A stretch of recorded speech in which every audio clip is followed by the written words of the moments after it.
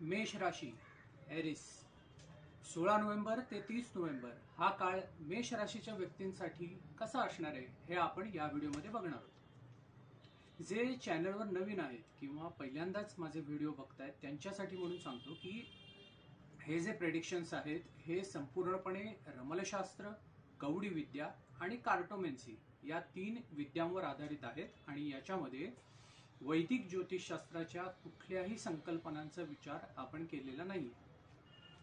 नमस्कार, मी समीर जोशी आणि तुमच्या सगळ्यांचं स्वागत करतो ज्योतिष आणि बरेच काही मध्ये।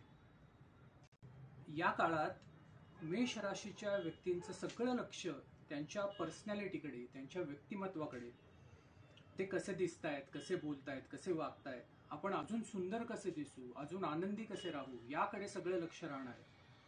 थोडक्यात बाह्य सौंदर्य, वैयक्तिक संबंध आणि फायनान्शियल अस्पेक्ट्सवर यांचं जास्त लक्ष केंद्रित असणार आहे। आता आपण जसे असतो तसंच आपल्याला सगळं जग पण दिसतं, त्याच्यामुळे आसपास सुद्धा तुम्ही सौंदर्य, विलासिता आणि सुसंवाद साधण्याचा प्रयत्न कराल।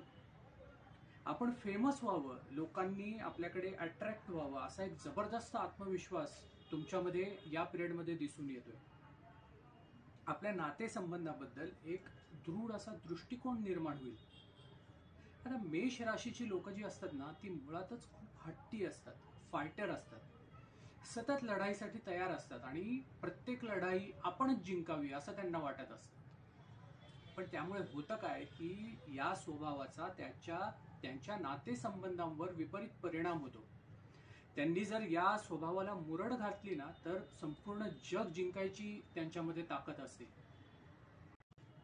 या काळात आपल्या कुटुंबाची आणि फायनान्सची जबाबदारी तुम्हाला स्वीकारावी लागेल असं काहीसं चित्र इथे दिसून येते आणि तुम्ही ती यशस्वीपणे स्वीकाराल आणि अशा पद्धतीने स्वीकाराल की तुमच्या कुटुंबाला तुम्ही मान सन्मान प्राप्त करून द्याल। फक्त आपल्या कुटुंबियांसाठी आपला अहंकार बाजूला ठेवा, नाहीतर मग थोडीशी अस्थिरता नक्की जाणवेल। आपल्या भावंडांबरोबर नातेसंबंध टिकवताना विशेष मेहनत तुम्हाला या काळात करावी लागणार आहे।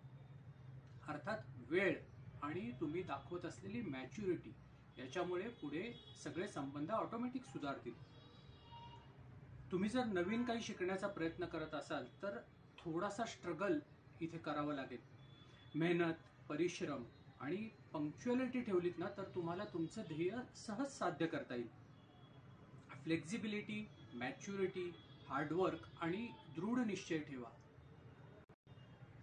या काळात आपल्या कुटुंबाविषयी तुम्हाला एक जबाबदारीची भावना जागृत होईल, म्हणजे आपण आपल्या कुटुंबासाठी काहीतरी करावं अशी भावना तुमच्यामध्ये या काळात निर्माण होईल। कुटुंबाचं सगळी जबाबदारी, संपूर्ण नेतृत्व तुम्ही स्वीकाराल।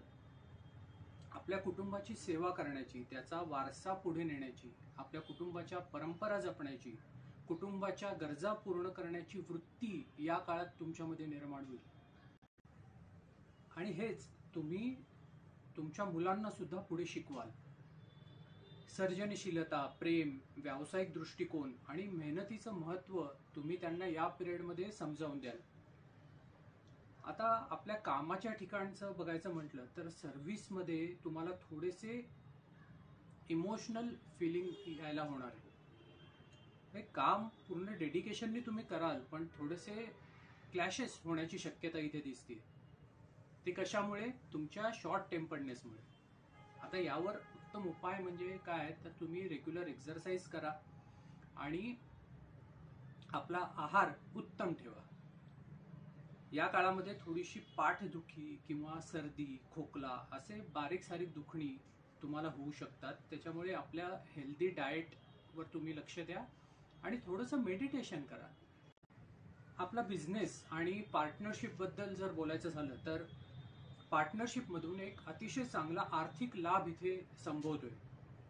आपल्या स्पाऊस बरोबर सुद्धा आपले रिलेशन अतिशय गोड असणार आहेत, मधुर संवाद साधाल आणि अतिशय गोड रिलेशनशिप म्हणतो ना तशी काहीशी या 15 दिवसात असणार आहे।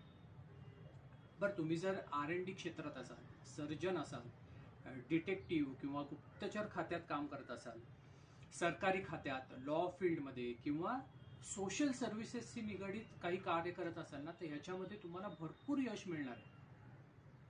जर तुम्ही या काळात प्रॉपर्टी किंवा घर, गाडी वगैरे घेण्याचं प्लॅनिंग करत असाल तर, किंवा फॉरेनला जायचं प्लॅनिंग करत असाल तर या काळात तुम्हाला नक्की सक्सेस मिळेल. आता कार्डची एनर्जी तुमच्यासाठी असं सांगते की असं दिसून येते की आपल्या करिअरमध्ये, पॅशनमध्ये किंवा आपल्या क्रिएटिव्हिटीमध्ये काहीतरी नवीन करण्याचा प्रयत्न तुम्ही या पिरियडमध्ये करताय किंवा काही काळापासून करत येत आहे, परंतु त्यामध्ये एक प्रकारचा इनडिसायसिव्हनेस आलाय तुमच्यामध्ये. तुम्हाला आता कळत नाहीये की काय करावं, जे तुम्ही करताय ते योग्य आहे का नाही, त्याच्यामध्ये तुम्हाला कन्फर्मेशन मिळत नाही. तर ह्या पिरियडमध्ये तुम्ही त्याचं प्लॅनिंग करा, त्याच्यामध्ये कुठलीही डिसिजन घेऊ नका. जे काही तुम्ही प्लॅनिंग करताय त्याच्यामध्ये अजून सखोल जाऊन अभ्यास करायची गरज आहे. नवीन कार्याला आत्ता तुम्ही सुरुवात करू नका. तुमच्यासाठी लकी डे आला आहे सोमवार, मंडे, आणि लकी कलर तुमच्यासाठी आहे व्हाईट. तर या 15 दिवसाच्या काळात तुम्हाला कुठलंही महत्त्वाचं काम करायचं असेल तर ते सोमवारी करा आणि व्हाईट कपडे घालून करा, म्हणजे त्या कामात तुम्हाला 100% सक्सेस मिळेल. तुमच्यासाठी मेसेज असा आहे की भाग्योदयाची वेळ जवळ आली आहे आणि तुमच्या सर्व इच्छा पूर्ण होणार आहेत. वा, खूप चांगला मेसेज आलाय तुमच्यासाठी. आणि या काळात तुम्हाला करायचा उपाय म्हणजे श्री महालक्ष्मीची आराधना करायची. तुमच्या सर्व इच्छा पूर्ण होण्यासाठी तुम्हाला श्री महालक्ष्मीची उपासना करावी लागणार आहे या काळात. थोडक्यात सांगायचं झालं तर हा काळ तुमच्यासाठी अतिशय उत्तम आहे आणि इच्छापूर्तीचा काळ जवळ आला आहे. फक्त आपल्या इमोशन्सवर आणि आपल्या अहंभावावर, शॉर्ट टेम्पर्डनेसवर तुम्ही कंट्रोल करा, सर्व काही मनासारखं होईल. तुम्हाला माझं हे विश्लेषण आवडलं असेल तर व्हिडिओला लाईक करा. तुम्ही अजून जर चॅनलला सबस्क्राईब केलं नसेल तर नक्की सबस्क्राईब करा. भेटूयात पुढच्या व्हिडिओमध्ये. धन्यवाद.